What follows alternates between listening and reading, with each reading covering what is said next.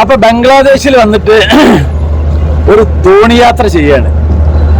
ബംഗ്ലാദേശിൽ വന്നാൽ എന്തായാലും നിങ്ങൾ തോണിയാത്ര ചെയ്യണം. അപ്പൊ ഈ ഒരു എപ്പിസോഡ് തോണിയാത്ര.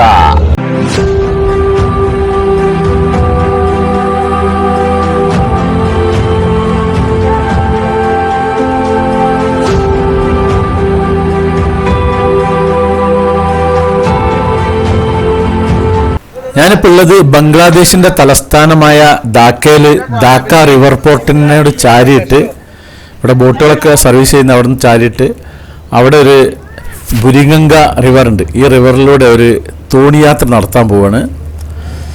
ഇതൊരു ബോട്ടാണ്. ഇതിൻ്റെ ബോട്ടിൻ്റെ ഉള്ളിൽ കൂടിയാണ് ഇപ്പോൾ ഞാൻ ഇറങ്ങുന്നത്. ശരിക്കും ഇങ്ങനെയല്ല ഇറങ്ങേണ്ടത്, ഇറങ്ങാൻ വേറെ വഴിയുണ്ട്. അത് ഞാൻ പിന്നീട് കാണിച്ചു തരാം. ഇപ്പോൾ ഇത് എളുപ്പത്തിന് വേണ്ടിയിട്ട് ഇങ്ങനെ ഇതിലൂടെ ഇറങ്ങിയിട്ട് അങ്ങനെ പെട്ടെന്ന് എത്തും. മറ്റേ ഭാഗത്തേക്ക് പോകണമെങ്കിൽ പിന്നെയും കുറേ തിരിഞ്ഞു പോകണം. അപ്പം ഇനി ബാക്കി നമുക്ക് കാണാം. അപ്പം ഞാൻ തോണിയിലേക്ക് ഇറങ്ങാൻ പോവാണ്.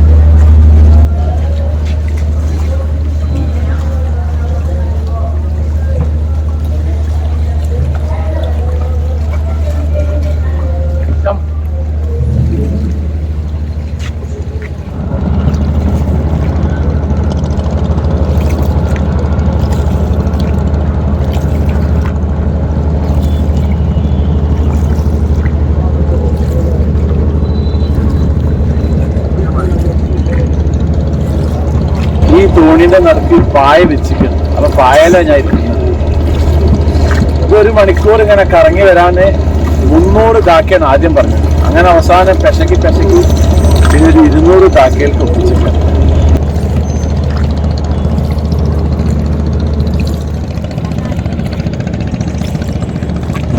അക്കാണുന്നതാണ് ഒരു കര. ഇതാണ് മറ്റേ കര. ഈ കരയാണ് ഞാൻ കയറിയിട്ടുള്ളത്. ഈ കരയെന്ന് അങ്ങനെ റൗണ്ട് ചെയ്തിട്ട് അങ്ങനെ പോകും. ഇതിന്റെ പേര് ബുരിഗംഗ. ഈ തോണി സർവീസ് നടക്കുന്നത് നമ്മുടെ ഇവിടുത്തെ ധാക്കയിലെ ഞാൻ മുമ്പ് കാണിച്ചിരുന്ന ഒരു ബോട്ട് സർവീസൊക്കെ ഉണ്ടല്ലോ, ഒരുപാട് ദൂരത്തൊക്കെ ബോട്ട് വന്ന് ആ ഒരു ബോട്ട് സർവീസിനോട് ചാരിയിട്ട് ആണുള്ളത് ഈ ഒരു സർവീസ്. ഇത് 1 മണിക്കൂറാണ് ഇതിലൂടെ ഉള്ള ഓട്ടം ഉള്ളത്.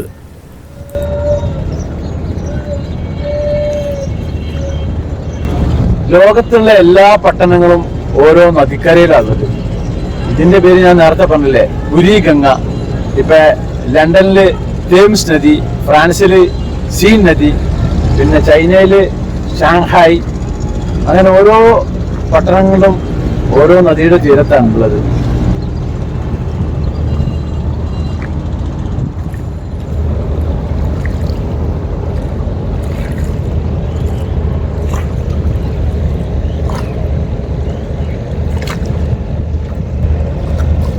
ഞാനിപ്പോ ഉള്ളത് ബംഗ്ലാദേശിലെ ധാക്കയില് ബുരിഗംഗ എന്ന നദിയുണ്ട്. ഈ നദിയിലൂടെ ഒരു സവാരി നടത്തുന്നത്. സവാരി ഗിരിഗിരി മോഹൻലാൽ പറഞ്ഞൂടെ. അപ്പൊ ഇതാണ് നമ്മുടെ ഇന്നത്തെ എപ്പിസോഡ്. അപ്പൊ നിങ്ങൾ സ്കിപ്പ് ചെയ്യാതെ കാണണം. ഇതിന്റെ സൈഡിലൂടെ കംപ്ലീറ്റ് ബോട്ട് സർവീസ്, വലിയ ബോട്ട് സർവീസാണ്. ഇവിടെ ഓരോ സ്ഥലങ്ങളിലേക്കും 3 തട്ട് 4 തട്ടുള്ള ബോട്ടുണ്ട്. നമ്മുടെ നാട്ടിലെ ബസ് സ്റ്റാൻഡ് എന്നൊക്കെ പറഞ്ഞില്ലേ, ബസ് സ്റ്റാൻഡ് ഉണ്ടല്ലോ, അതേപോലെ പിന്നെ ഇവിടെ ബോട്ട് സ്റ്റാൻഡാണ്. അറിയിക്കണം, ബോട്ട് സ്റ്റാൻഡാണ് ഇവിടെ ഉള്ളത്. അങ്ങനെ കാണാൻ നമുക്ക് നിർത്തിയിട്ടിട്ടുള്ള രൂപയുടെ അങ്ങനെ നിർത്തിയിട്ടുണ്ട്. അപ്പൊ ബംഗ്ലാദേശിൽ വന്നിട്ടുണ്ടെങ്കിൽ ആൾക്കാർ ചോദിക്കും ബംഗ്ലാദേശിൽ എന്തിനാ പോയിക്കുന്നത്. കാരണം ഈ ചോദിക്കുന്നവർക്കാ വിവരമില്ലാത്തത്. ബംഗ്ലാദേശൊക്കെ ഒന്ന് കാണേണ്ടതാണ്.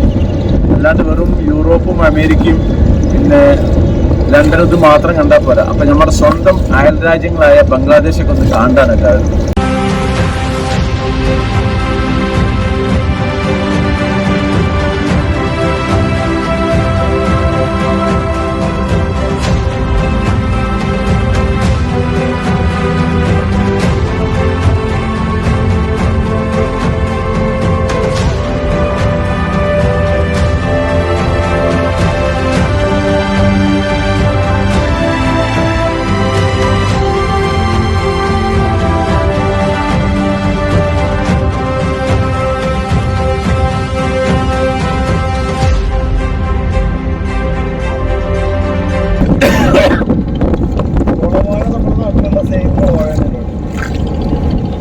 ഒക്ടോബർ നവംബർ മാസങ്ങളിൽ വരണം.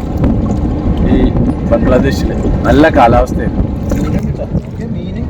ശരിക്കും ഈ തോണിക്കാരെ പണി എന്താണെന്ന് വെച്ച് കഴിഞ്ഞാൽ ഇതിൻ്റെ അപ്പുറത്തുനിന്ന് ആൾക്കാർ ഇങ്ങോട്ട് കടത്തുക, ലഗേജ് കടത്തുക, അങ്ങോട്ട് കിടക്കുക, ഇവിടെ ഉള്ളവർക്ക് അങ്ങോട്ട് പോകാൻ. അപ്പോൾ ടൂറിസ്റ്റേഴ്സ് ആരും വന്നിട്ടുണ്ടെങ്കിൽ ഈ ടൂറിസ്റ്റേഴ്സിനെ കംപ്ലീറ്റ് ഒന്ന് റൗണ്ട് അടിച്ചിട്ട് ഇവർ പോരും. അപ്പം നമുക്കൊരു സൗകര്യമാണ്. ഇതിൻ്റെ ചുറ്റുപാടൊക്കെ ഒന്ന് കണ്ട് ആസ്വദിച്ച് മടങ്ങുകയും ചെയ്യുക. നേരത്തെ ആ കരയിൽ നിന്ന് പുറപ്പെട്ടിട്ട് ഇങ്ങനെ റൗണ്ട് അടിച്ചിട്ട് ഈ കരയിലെത്തിയതാണ്. ഈ കരയുടെ സൈഡിൽ കൂടി അങ്ങനെ പോയിട്ട് തിരിച്ചിങ്ങനെ വരും.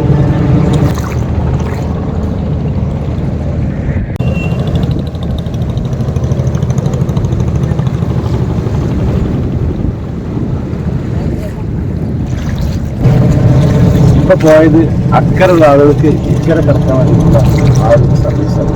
അത് മോട്ടറിലാണ്.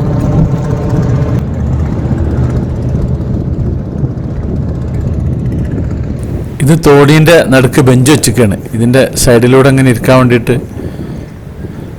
ഈ ഭാഗങ്ങളൊക്കെ ഇങ്ങനെ തോണി പാർക്കിംഗ് ആണ്. ബോട്ട് പാർക്കിംഗ് എന്ന് പറഞ്ഞാൽ തോണി പാർക്കിംഗ്. ഈ കരയിലുള്ള ആളുകൾക്ക് ഇതുണ്ടല്ലേ, അവിടെ ഇങ്ങോട്ട് കയറി പോകുന്നു കുണിച്ചിട്ട്. ഈ കരയിലുള്ളവർക്ക് ആ കരയ്ക്ക് പോകാൻ, ആ കരയിൽ നിന്ന് ഈ കരയിലേക്ക് പോകാൻ ഉള്ളത്. അത്യാവശ്യം നല്ല ഒഴുക്കും നല്ല വെള്ളമുള്ളൊരു ഇതാണ്. നമ്മളെ ലൈഫ് ജാക്കറ്റൊന്നും നമ്മളെ തോണിയിൽ കാണാനില്ല. നല്ല പായലും കാര്യങ്ങളൊക്കെ ഉണ്ട് ഇവിടെ. നല്ല രസമാണ് ഇതിലൂടെ ഇങ്ങനെ യാത്ര പോകുമ്പോൾ. നല്ല തണുപ്പുണ്ട്. ഇത് വേറൊരു തോണി പാർക്കിംഗ് ആണ്. അങ്ങനെ പല സ്ഥലങ്ങളിലായിട്ടുണ്ട്. ഇത് ഒരുപാട് സ്റ്റെപ്പുകളുള്ള നല്ല വലിയ നീളം കൂടിയ സ്റ്റെപ്പുള്ളൊരു ഭാഗമാണ് ഈ ഒരു ഭാഗം. ഉണ്ടല്ലേ, ഈ ബുരിഗംഗ നദിക്ക് 27 കിലോമീറ്റർ നീളമുണ്ട്. ശരാശരി ഇതിൻ്റെ വീതി 400 മീറ്റർ ഉണ്ട്. 7 മീറ്റർ മുതൽ 18 മീറ്റർ വരെ ഇതിന് ആഴമുണ്ട് ഈ നദിക്ക്. ഒരു കാലത്ത് ഈ ബംഗ്ലാദേശി തലസ്ഥാനത്തിൻ്റെ ജീവരേഖയായിരുന്നു ഈ നദി. ഇപ്പം ഈ രാജ്യത്തെ ഏറ്റവും മലിനീകരിക്കപ്പെട്ട നദികളിൽ ഒന്നായി മാറിയിട്ടുണ്ട് ഈ ബുരിഗംഗ നദി.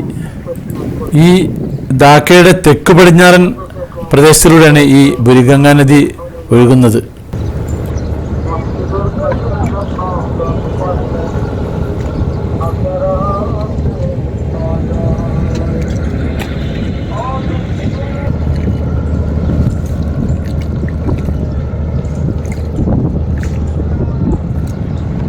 ആ ഉയരത്തിൽ കാണുന്നതൊക്കെ ബിൽഡിംഗ് ആണ്. അതിന്റെ താഴെ കാണുന്നത് ബോട്ടുകൾ നിർത്തിയിട്ടൊക്കെയാണ്. ഞാൻ മുമ്പ് കാണിച്ചിരുന്നു ആ ഭാഗം. അതിങ്ങനെ ക്രോസ് ആയിട്ട് അങ്ങനെ ഇട്ടിരിക്കുകയാണ്. അതിന് ഓരോ ടൈമുണ്ട്. ആ ടൈം ആകുമ്പോൾ അതിൽ പാസഞ്ചേഴ്സ് കയറിയിട്ട് അങ്ങനെ പോകും. 4 മണിക്കൂർ, 5 മണിക്കൂർ, 8 മണിക്കൂറൊക്കെ യാത്രയുള്ള വലിയ പാസഞ്ചർ ബോട്ടുകളാണത്. ജനങ്ങൾ കുളിക്കലും തിരുമ്പലും പിന്നെ തോണി കഴുകലും ഒക്കെ ഇവിടെ തന്നെയാണ്. ഇത് സ്റ്റെപ്പ് അങ്ങനെ കയറി കഴിഞ്ഞാൽ അവിടുത്തെ അങ്ങാടിയിലേക്ക് എത്തും.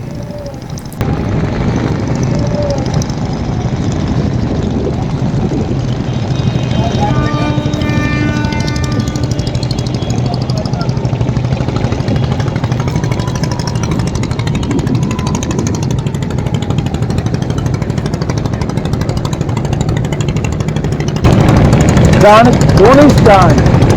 അവിടെ ഒരു തോണിയിൽ ഒരു ചെറിയൊരു കസ്റ്റേരി ഉണ്ട്. പണിക്കാരൊക്കെ കഴിക്കാൻ വേണ്ടിയിട്ട്. ഇവരെ കുളിയും കാര്യങ്ങളൊക്കെ പുറത്തും ഷേവിങ്ങും കംപ്ലീറ്റ് ഇപ്പോൾ ചെയ്യാണ്. ഒക്കെ ഇതിൻ്റെ അകത്താണ്.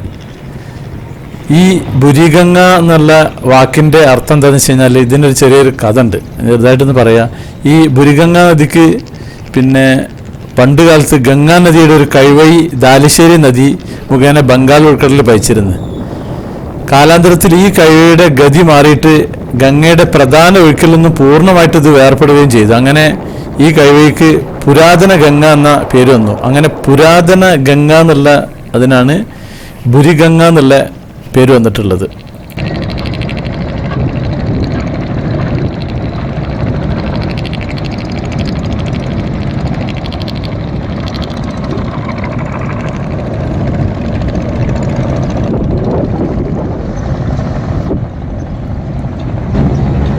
ഇതിപ്പോ ഒരു പാസഞ്ചർ ബോട്ട് വന്നിട്ട് അതിന്റെ ഇടയിൽ പാർക്ക് ചെയ്യുന്നതാണ് നമുക്ക്.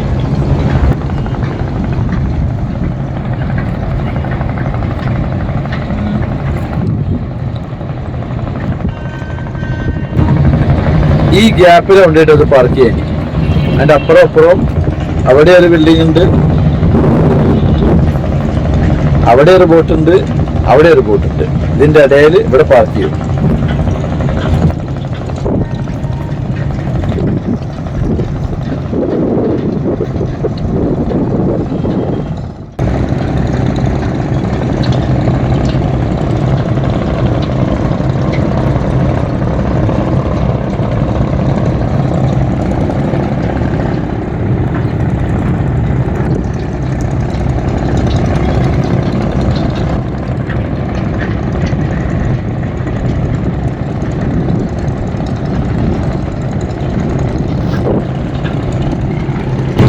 അതിപ്പോൾ അതിൻ്റെ ഇടയിൽ കൊണ്ടുപോയിട്ട് പാർക്കിംഗ് ചെയ്യാൻ പോവുകയാണ്.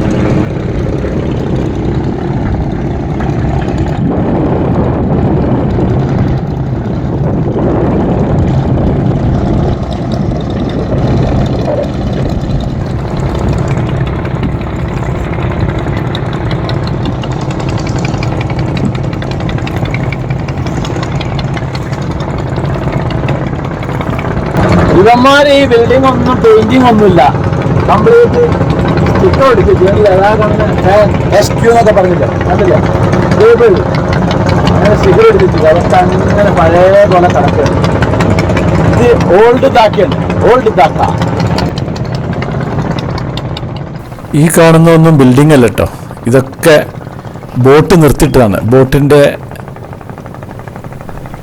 സൈഡാണ്, ചെരിഞ്ഞ് കാണുന്ന സൈഡ്, ചിലത് ബാക്ക് കാണുന്നുണ്ട്. അതിൻ്റെ ബാക്കിലുള്ളതാണ് ബിൽഡിംഗ് ഉള്ളത്. ഇത് കംപ്ലീറ്റ് വെള്ളത്തിൽ അങ്ങനെ പാർക്ക് ചെയ്തിട്ട് നിൽക്കുകയാണ്. ഇതിൻ്റെ ഫ്രണ്ട് ഭാഗത്താണ് അതിൻ്റെ പ്ലാറ്റ്ഫോം ഉള്ളത്, കേരളമൊക്കെ. ഇതിൻ്റെ ബാക്ക് ഭാഗമാണുള്ളത്. നേരത്തെ ആ കടയിൽ കൂടി വന്നത് ഇപ്പം തിരിച്ച് ഈ ബോട്ട് നിർത്തിയിട്ട് ആ സൈഡിൽ കൂടിയാണ് പോകുന്നത്. ഇങ്ങനെ ഒരു യൂട്ടേൺ എടുക്കാനാണ് ഇതിൻ്റെ ചാർജ് വരിക. 1 മണിക്കൂർ 2 മണിക്കൂർ ഒക്കെ ഉണ്ട്. ചുരുങ്ങിയത് 1 മണിക്കൂർ വേണം.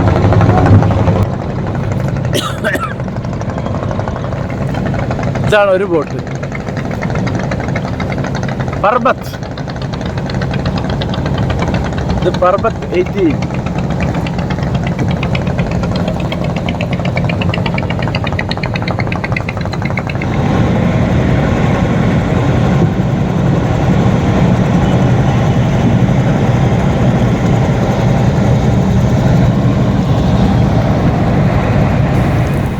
ഇതിൻ്റെ എഞ്ചിനൊക്കെ ബാക്കിലാണ് അല്ലേ, 2 പോക്കോയിലാണ് ആ കാണുന്നത്, ബാക്ക് സൈഡിലുണ്ടല്ലേ.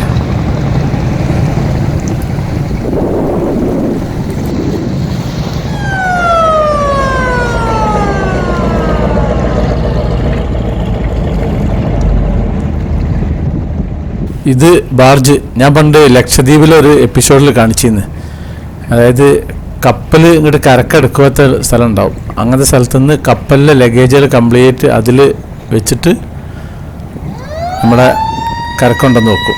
അതിനുള്ള വലിയ സാധനമാണിത്. പിന്നെ മണൽ കൊണ്ടുപോകും, അങ്ങനെ പല സാധനങ്ങളും കൊണ്ടുപോകും ചെയ്യും. ഒരുപാട് ഇത് നമ്മുടെ ലോറി പോലത്തെ ഒരു സംഭവം തന്നെ, ഒറ്റ ഫ്ലോർ മാത്രം. ഇത് ചെറിയൊരു ബോട്ടാണ്, 2 തട്ടുള്ളതിൽ. മറ്റേതൊക്കെ 3 തട്ടുള്ളുണ്ട്, 4 തട്ടുള്ളുണ്ട്. നല്ല രസമാണ് ഈ തോണി കൂടി യാത്ര ചെയ്യാൻ. ഈ തോണിക്കുള്ള പ്രത്യേകിച്ച് നമ്മുടെ നാട്ടിലെ തോണി പോലെയല്ല, ഇത് നല്ലോണം വീതി നല്ലോണം ഉണ്ട് ഉൾഭാഗം. നമ്മുടെ നാട്ടിലെ തോണിക്ക് വളരെ വീതി കുറവല്ലേ. ഞാൻ എൻ്റെ ഒരു കാശ്മീർ എപ്പിസോഡിൽ ഇതേപോലെ ഒരു തോണി കാണിച്ചിരുന്നത്. ധരം നദിയെ കൂടി മറ്റേ ഭാഗത്തേക്ക് ക്രോസ് ചെയ്യുന്നത്, അതിനൊക്കെ വളരെ വീതി കുറവുള്ളതാണ്. പക്ഷേ ഇതങ്ങനെയല്ല, അത്യാവശ്യം നല്ല വീതിയുള്ളതാണ്. ഇത് നല്ല മല്ലിക്കെട്ടനെയാണ്. ഇത് തുഴഞ്ഞു പോകാൻ കണ്ടല്ലോ, അദ്ദേഹം തുഴയുന്നുണ്ടല്ലേ.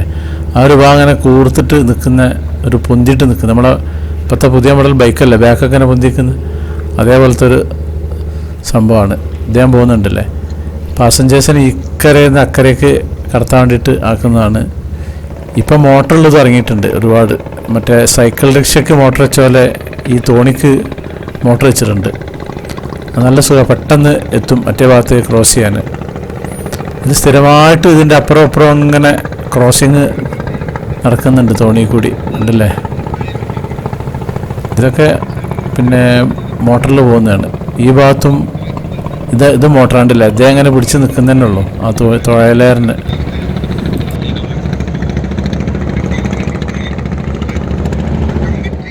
അപ്പം നമ്മുടെ യാത്ര തീരാനയക്കുന്നത് ഇതെന്താണെന്ന് വെച്ച് കഴിഞ്ഞാൽ മെയിൻ റോട്ടിൽ നിന്ന് യാത്രാ ബോട്ടിലേക്ക് പോകാനുള്ള ആ പാസേജാണ്. അങ്ങനെ ഓരോ ഭാഗത്ത് ഓരോന്നുണ്ട്. ആ യാത്രാ ബോട്ടിലേക്ക് കിടക്കാനുള്ളൊരു പ്ലാറ്റ്ഫോം ഉണ്ടല്ലോ, ആ പ്ലാറ്റ്ഫോമിലേക്കുള്ള വഴിയാണ്. ഇതിൻ്റെ അടിയിൽ കൂടി അങ്ങനെ പോയിട്ട് ഇവിടെയാണ് ഇനി ഒരു പാർക്കിംഗ് ഏരിയ ഉള്ളത്. ഈ തോണിയുടെ ആ കാണുന്നുണ്ടല്ലോ സ്റ്റെപ്പുകൾ, ശരിക്കും അവിടുന്നാണ് കയറലും ഇറങ്ങലൊക്കെ. ഞാൻ നേരത്തെ ആ ബോട്ടിൻ്റെ ഉള്ളിൽ കൂടി അങ്ങോട്ട് കയറിയതാണ്. കാരണം അവിടുന്ന് അങ്ങോട്ട് കയറാൻ എളുപ്പമായിരുന്നു.